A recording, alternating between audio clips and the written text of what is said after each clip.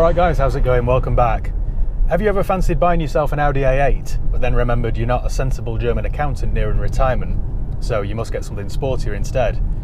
Well, I think I've got the answer, because today I'm in a 2015 Audi A7. The Audi A7's been around since 2010, which means you can pick up early examples for around £8,000, which is such a bargain, I think, when you consider the list price was £60,000 when it was new.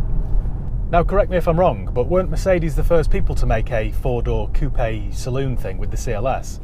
That came out in 2006 or 7, I believe. And since then, everybody's decided to make one. BMW now make one with the Grand Coupe range. VW make one with the Passat CC. I mean, you could even argue that the Panamera is a similar sort of thing. Anyway, some people don't really like the banana-shaped saloon thing, but I'm not one of those people. I think it's great. I was a huge fan of the CLS when it came out. I mean, now they look a little bit old hat, but the new CLS looks great. Audi call theirs a Sportback, which I think is a pretty accurate name. You could buy an Audi A5 Sportback, but I think the A7 looks better because it's just that bit bigger. It sort of suits the shape better. It's based on Audi A6, but it looks a whole lot sportier. You get 4 frameless doors, and unlike some of the rivals like the Mercedes CLS, this is a 5-seater, not just a 4. Everybody will have their opinion on the styling, but I like it. I think it's modern and youthful, but it's also quite imposing in a traditional Germanic sort of way. Although it's based on the Audi A6, you do get some extras that were only seen on the Audi A8, and it feels like quite a luxurious car, this. Feels more like driving an Audi A8 than an A6. In 2015 they facelifted the A7, so you got a nicer interior and better lights. You also get those dynamic indicators, which I think look really cool. So I would recommend going for a facelift model if your budget can stretch. This first generation A7 was replaced completely in 2018. The build quality is superb, it does feel very high-end. As I'm sat here in it, the driving position is perfect, the layout of everything is perfect. It's just a very nice place to be.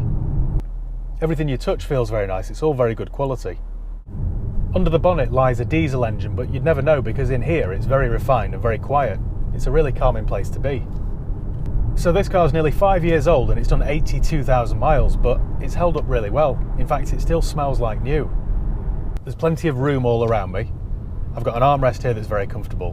One little gripe is that because the doors are frameless, they're quite thin, so I've got nowhere to rest my elbow, only down here, which isn't quite where I'd like it to be.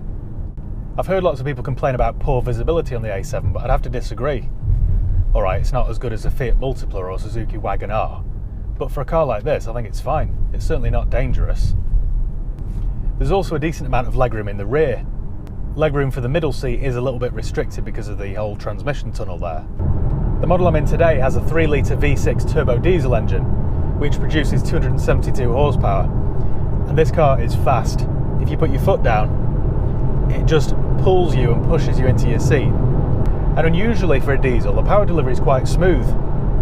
Before you know it, you're at a speed which is better suited for the German autobahns rather than on the A6 through Chapel.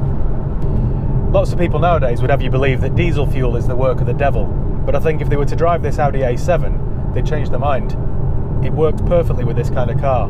I mean, at the end of the day, it's a long-distance cruiser, and the diesel engine is perfect for that. They offer the same 3-litre diesel in several levels of tune, one with 200 odd horsepower, this one at 272, and then they also do a bi-turbo TDI which produces over 300 horsepower, which is a little bit unnecessary to be honest, because this one at 272 is all the power you'd ever need. It sounds alright too actually. And the engine never really runs out of steam. In fact, you'll run out of tarmac before this engine runs out of power. Because the roof slopes down at the back, boot space is compromised a little bit.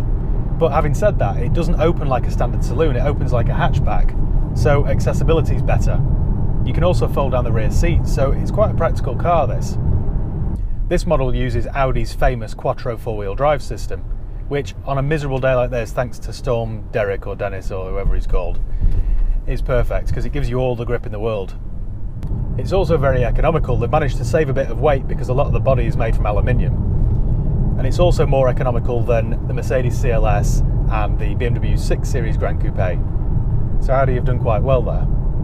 Although do remember that Audi's part of Volkswagen, so perhaps it's best to take those figures with a pinch of salt. Road tax here in the UK is cheap too, it's only £145 a year. I would recommend going for the Quattro model too, because it's quite reassuring to know that all that power under the bonnet is backed up with excellent grip. The only downside to the Quattro is, if you're manoeuvring this at low speeds, you can feel the rear end sort of tightening up like an old CR-V. They make the A7 in various levels of trim. They do an SE, a Sport, an S-Line or a Black Edition. This one's the S-Line and it's the one I would recommend. The Black Edition, I think they ask too much of a premium for what you get, which is essentially larger wheels, which also ruin the ride. And the SEs and the Sports don't look anywhere near as good. The steering is a little bit light and a little bit numb. It's nowhere near as good as you'd get in a 5 Series BMW. In fact, the car in general to drive isn't as good as a 5 Series BMW.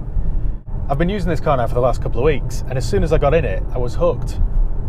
I don't want to use the L word, but I do really, really like it.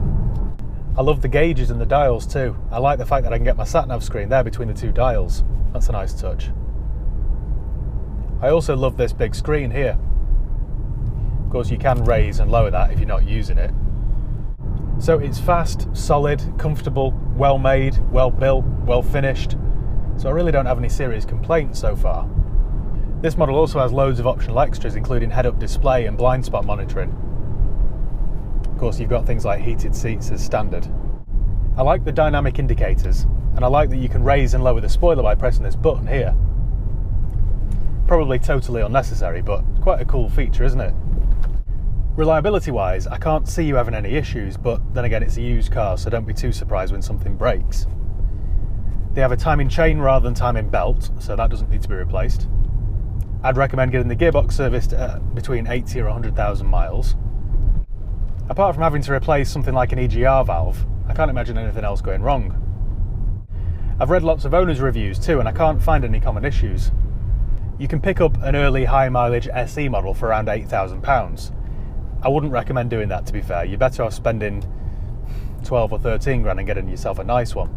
For a facelift model like this, with full Audi history and nice optional extras, that's going to set you back best part of 18 grand. But bear in mind, this was a £60,000 car before any optional extras, so you're buying a piece of that quality.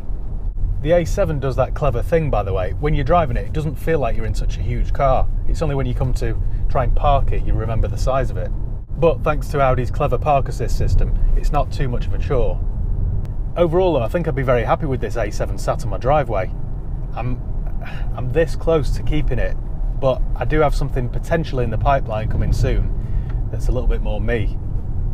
I don't want to jinx it, so I'm not going to tell you what it is, but stay tuned. So thanks once again for watching. Make sure you give the video a thumbs up if you enjoyed it. Make sure you subscribe if you haven't done already. If you've got any questions or comments, leave them below. I'll do my best to get back to you. So yeah, cheers guys, I'll see you next time.